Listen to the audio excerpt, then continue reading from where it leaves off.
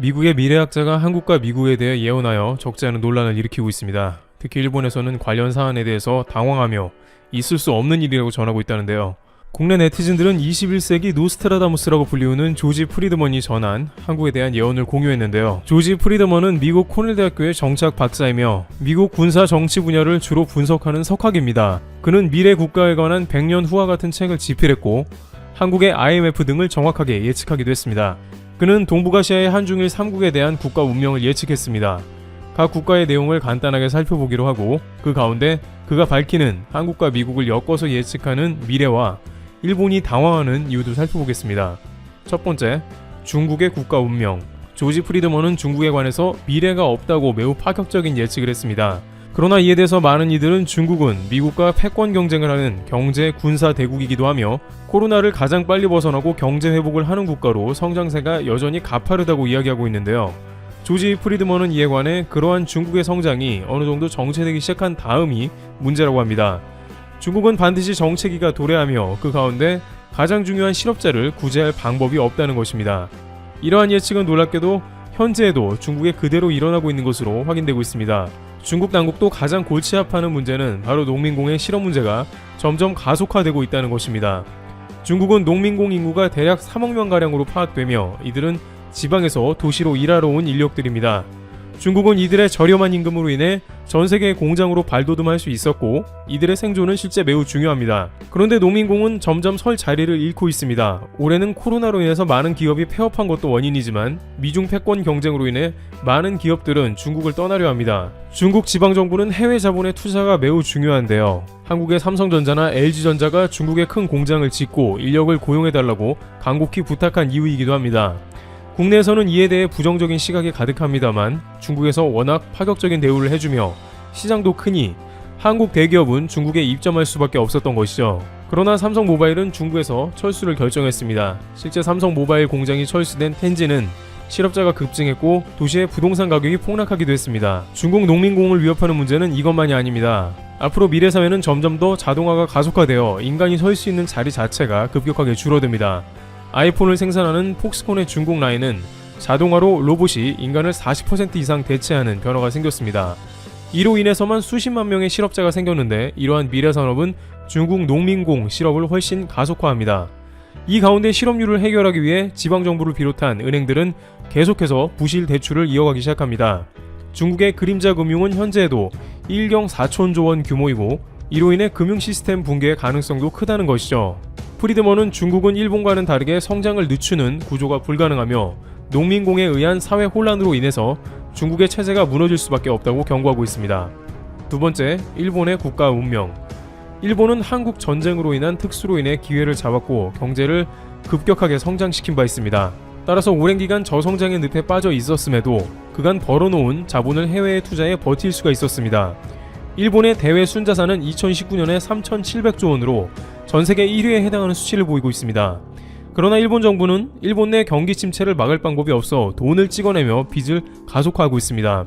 일본 은행은 찍어낸 돈으로 일본의 ETF 주식을 사들이며 일본 주가를 간신히 떠받치고 있는 모습이기도 합니다. 이렇게 일본 정부와 일본 은행이 막 빚을 내는 이유 중 하나는 앞서 말한 바 있는 해외 자산이나 투자금으로 인해 여전히 일본의 경상수지가 계속해서 흑자를 내는 것도 무리한 빚을 내는 원인 중에 하나라고 제시됩니다.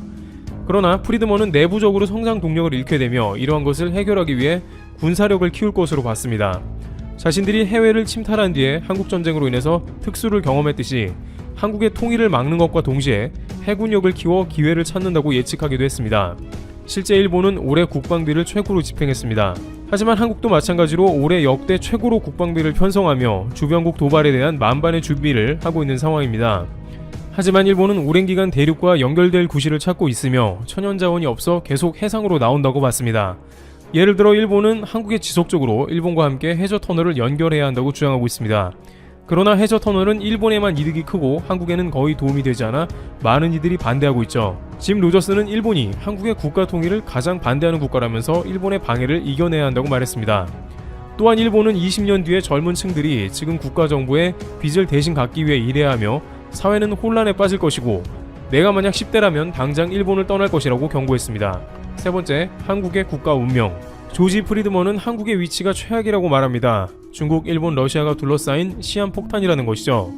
하지만 앞서 논의된 대로 중국의 성장세가 멈추게 되면 이는 곧 중국이 북한을 지원할 수 없게 된다는 것이고, 그로 인해서 한국과 북한이 10-20년 내로 통일될 것으로 예측했습니다. 그때쯤이면 한국 통일을 반대할 나라가 없고, 한국은 북한의 자원, 값싼 노동력 등을 한국의 기술과 자본이 결합해 상상할 수 없는 시너지 효과를 낼 수 있다고 말합니다. 그런데 여기서 일본이 한 가지 거슬려 하는 대목이 있는데, 바로 한국과 미국이 강력한 동맹이 된다는 점입니다. 일본은 지금도 자신들이 미국과 최우방 국가라 주장하며, 극우 세력은 미국은 공산화되는 한국을 경계한다고 합니다. 그러나 미국은 한국과 함께 북한의 투자 기회를 물색하고 미국의 경제 성장의 주요한 통로로 활용하는 동시에 중국이나 러시아 국경을 맞닿게 되므로 한국의 가장 강력한 군사 동맹 라인을 구축하게 된다는 것입니다. 일본에서는 막상 자신들이 들어갈 위치에 한국이 미국과 막강한 동맹을 맺는다는 이러한 예측에 대해 신중 국가인 한국을 미국이 받아들일 리가 없다는 궤변으로 일관하는 반응이 나오고 있습니다. 실제 일본 외교부는 한국을 G7에 못 들어오게 하려고 하면서 똑같은 친중 한국이라는 논리를 미국에 전달했습니다. 그러나 이 중에 현재에도 실제로 일어나고 있는 부분은 미국의 주요 기업이 한국과 손을 잡기 원하는 모습이 나타나는 것입니다. 이미 경제계에서는 미국은 한국을 가장 강력한 동맹으로 보고 있다는 상황이 펼쳐지고 있다는데요. 현재 전세계 증권시장에서 가장 뜨겁게 불타오르는 국가는 한국과 미국으로 얘기되고 있습니다. 유동성만으로는 설명할 수가 없다는데요. 유럽은 돈을 풀었다고 증시가 좋은 것은 아닙니다. 한국과 미국이 그럴 만한 이유가 있다는 것입니다. 미국은 미래를 선도하는 기업이 대거 포함되어 있고, 한국은 그러한 기술을 구현할 제조업을 가졌다는 것입니다. 그러한 미래 성장의 가능성과 유동성이 맞물려 한미 증시가 동시에 화랑이라는 의견이 제기됩니다. 애플카와 관련된 전기차 이슈만 해도 한국에서는 협력업체로 LG전자가 떠오르기도 했고, 최근엔 현대차가 거론됩니다. 엔비디아나 인텔은 삼성전자 등에서 물량을 생산하기 위해서 다급하게 움직이고 있습니다. 일본 한 온라인 매체에서는 애플이 현대차와 접촉하여 전기차 생산 가능성을 협의하고 있다는 뉴스를 다뤘는데, 일본 대중들은 이러한 사실에 대해서 한국은 믿을 수 없는 국가인데 미국이 실수하고 있다고 말합니다. 하지만 불과 10년 전만 해도 한국의 주요 대기업들이 미국의 최고 기업들과 파트너가 되어 일할 것이라고는 일본은 물론 한국에서조차 아무도 예상하지 못했지만, 코로나 사태 이후 한국이 더 급격하게 떠오르는 것입니다. 이에 관해 비슷한 얘기를 전개해온 세계 3대 투자가라는 짐 로저스는 한국은 향후 20년 내에 가장 흥미로운 국가가 될 것으로 예측하기도 했습니다. 물론 이러한 전문가들의 예측은 대부분 한반도가 평화적인 통일이 와야 가능하다는 것입니다. 많은 이들은 북한과 평화적인 통일은 너무 많은 요소로 인해 부정적이라고 평가하고 있습니다. 그러나 현재 코로나 사태를 아무도 예측 못했듯이 앞으로 통일도 순식간에 일어날 수 있는 것입니다. 또한 현 시점에서 포스트 코로나 시대를 맞아 경제 부분에서는 이미 한국이 두각을 드러내며 기대를 갖게 하고 있습니다. 이와 같이 현재 미래를 예측하는 각 분야의 전문가들은 대한민국의 미래를 긍정적으로 해석하는 모습입니다. 트래블튜브 여기서 마치겠습니다. 감사합니다.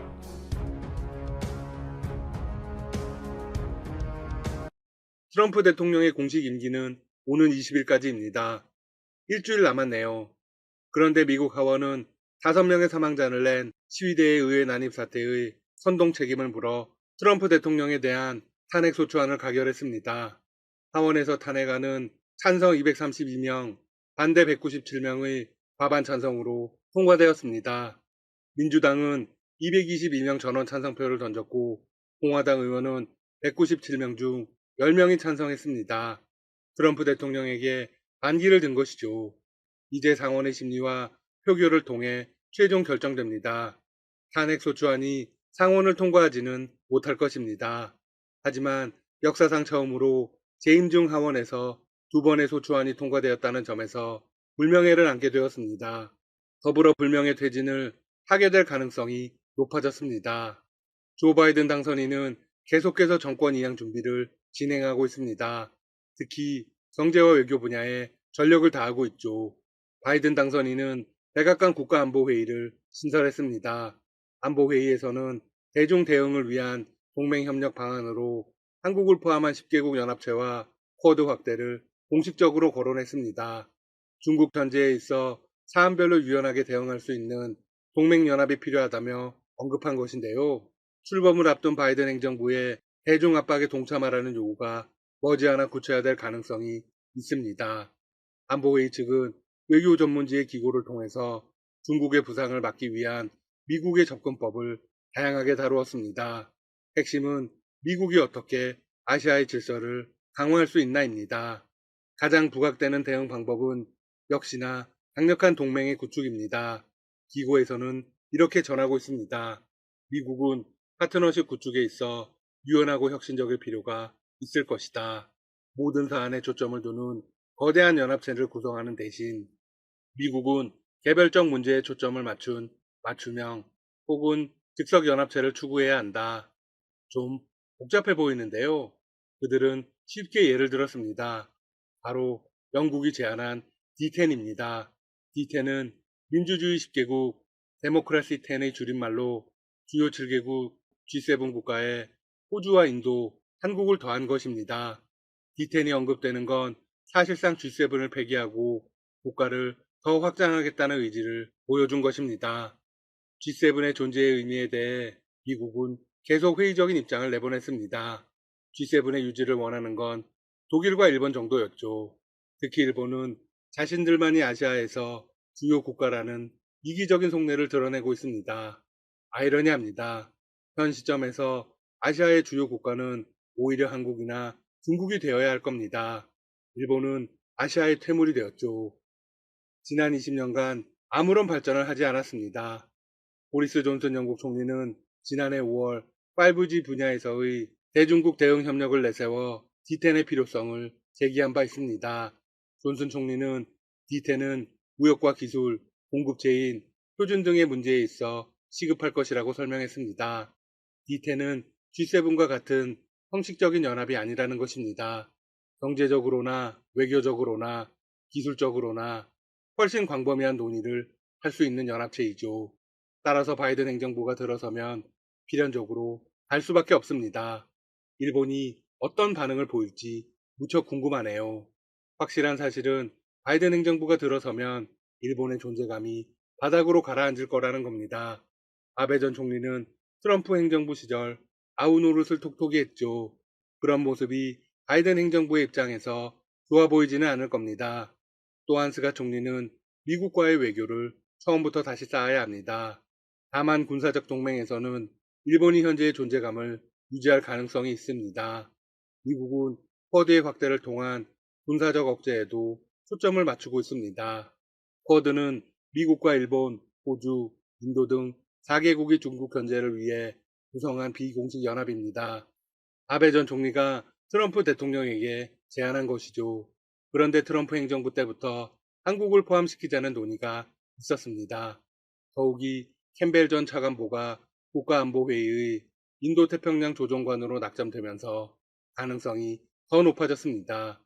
바이든 당선인의 대중국 환경책을 구체화할 핵심 인물이 한국이 포함된 대중전제 구상을 하고 있는 셈이죠. 실제로 바이든 행정부 출범 직후 한국의 동참 요구가 시작될 거라는 관측이 나옵니다. 한국이 D10에 가입하는 것은 분명 긍정적인 부분입니다. 한국의 국제적 위상이 크게 높아지겠죠? 하지만 군사적인 부분에서는 부담이 되는 건 사실입니다. 현재 바이든 당선인 측은 중국 부상에 맞서기 위한 동맹 강화의 필요성을 역설하면서 또 하나의 주장을 하고 있습니다. 트럼프 대통령이 한국과 일본에 방위비 합의 재협상을 요구하고 미군 철수도 위협하며 인도태평양 지역의 균형에 필요한 동맹을 악화시켰다고 비판하고 있죠. 바이든 당선인은 선거 당시 트럼프 대통령을 깡패라고 표현하기도 했습니다. 또한 인도태평양 지역의 평화와 번영에 미군 주둔이 도움이 됐다고 지적하면서 미국은 인도태평양 국가들이 중국 억지를 위해 자신들의 비대칭 능력을 개발하는 걸 지원할 필요가 있다고 강조했습니다. 네, 군사적 강화를 더 강하게 하자는 겁니다. 이렇게 되면 방위비 문제는 빠르게 해결되고 아시아에 주둔하는 미군도 더 늘어날 수 있습니다. 미국은 실제로 이렇게 밝혔습니다. 미국은 동남아 국가와 인도태평양 지역에 미군을 흩뜨리기 위한 다른 나라와 협력할 필요가 있다. 바이든 행정부가 전반적인 대비태세 평가를 거쳐 인도태평양 지역 미군 주둔 조성에 나설 가능성이 있다는 걸 시사합니다.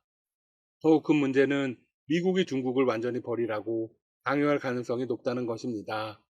캠벨 전 차관보는 인도태평양 지역 국가들이 미국의 도움을 원하면서도 아시아의 미래에서 중국을 배제해 버리는 것을 꺼려한다고 지적했습니다. 만약 쿼드에 한국이 포함되면 사드 사태처럼 중국과 대립각이 예상됩니다. 현명한 외교를 해야 할 것입니다. 참고로 한국은 이미 G7 국가들을 경쟁력으로 하나씩 젖히고 있습니다.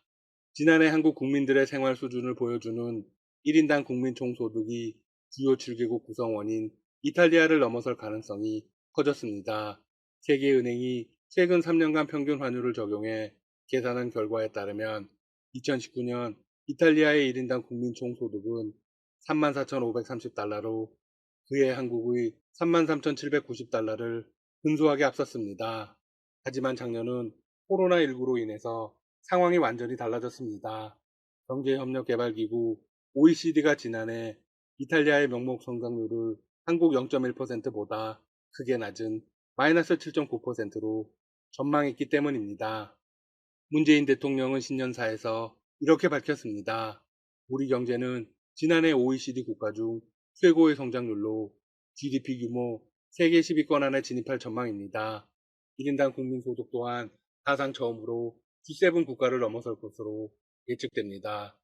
아직 지표가 발표되지는 않았지만 이런 예측이 현실화된다면 한국의 1인당 국민총소득은 G7이라고 불리는 주요 선진국 중 하나를 넘어선 첫 사례가 됩니다. 현재 G7은 미국, 일본, 영국, 프랑스, 이탈리아, 캐나다입니다.